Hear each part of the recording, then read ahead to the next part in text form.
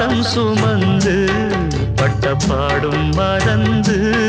பிள்ளை செல்வம் பிறக்க அள்ளி கையில் எடுக்க